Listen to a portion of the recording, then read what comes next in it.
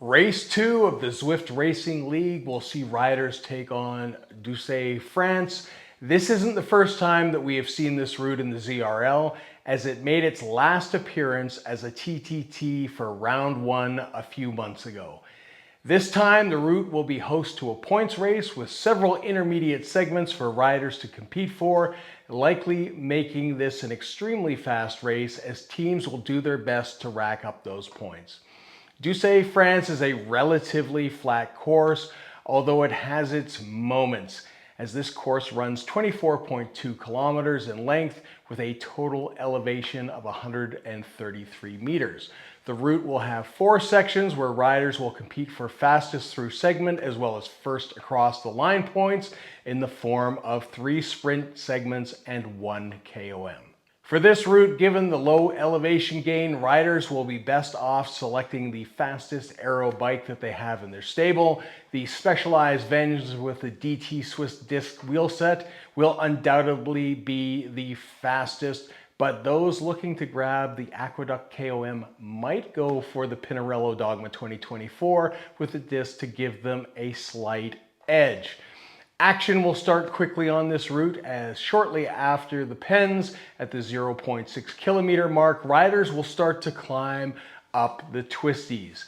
This is a highly draftable area, as the peak gradient is only about 3.6%, which comes at about the 1.96 kilometer mark. The challenge is that the road is extremely twisty, and you may see a strong push for those motivated to get away to establish an early breakaway. As it is possible for riders to get out of sight and thus out of mind, it is an opportunity to do a little damage to those sprinters in the group.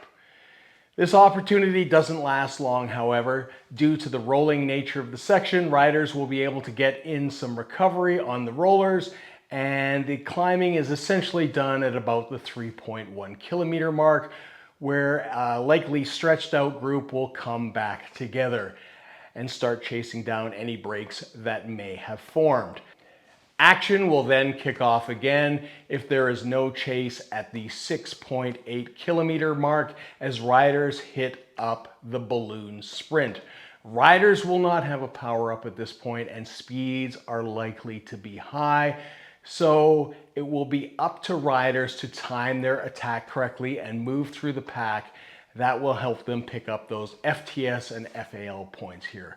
Complicating the issue is the fact that the sprint is extremely short, being 210 meters in length. Riders will likely be pushing through the pack and plan to blast through as they come down the little bump just before the sprint starting marker.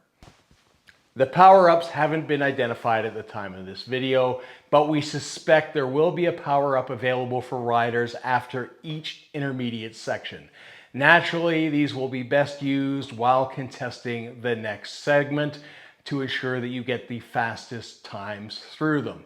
The pace will likely subside a bit after this sprint while the sprinters recover and the main group comes back together as riders move towards the next segment. At the 10.2 kilometer mark, riders will start making their way up the aqueduct. Again, this area is highly draftable, especially until the 10.9 kilometer mark and the start of the aqueduct KOM proper, which is about a 0.4 kilometer climb at an average gradient of 3%. With a peak gradient of 5% and its short duration, you will see punchier riders here surge through the pack to get the jump on the segment and continue to push to the segment banner at the 11.3 kilometer mark. There is a high chance the group may see some riders dropped at this juncture.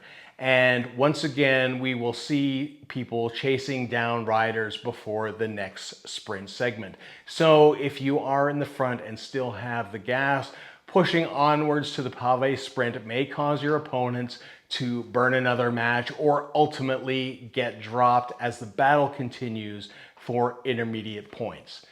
The start of the cobbles at the 12.8 kilometer mark also marks the start of the pave sprint, a completely flat 330 meter sprint segment. You will see power-ups deployed and a strong push until the banner at the 13.2 kilometer mark, which is obscured by the twisty nature of the segment that may catch a couple riders off guard that have been either recovering from the Aqueduct KOM or the chase after, unaware how fast this segment actually is.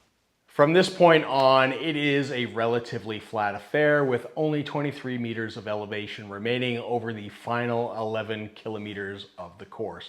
The pace will likely slow down as riders prepare for the final segment of the route, and it will be difficult for people to get away if they haven't dropped people already. So ultimately, people will be prepping for the finish. The Marina Sprint will see everyone pushing for the points in this segment, as well as contending for the overall position in the race.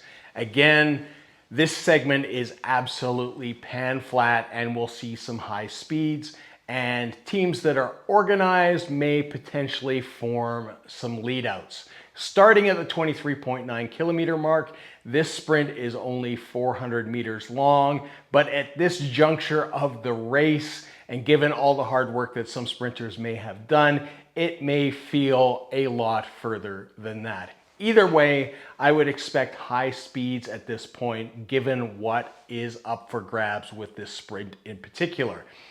As this sprint ends after a curve, the finish will not be visible to riders until there's just over 90 meters remaining. So make sure you time your sprint well and deploy your power-ups accordingly.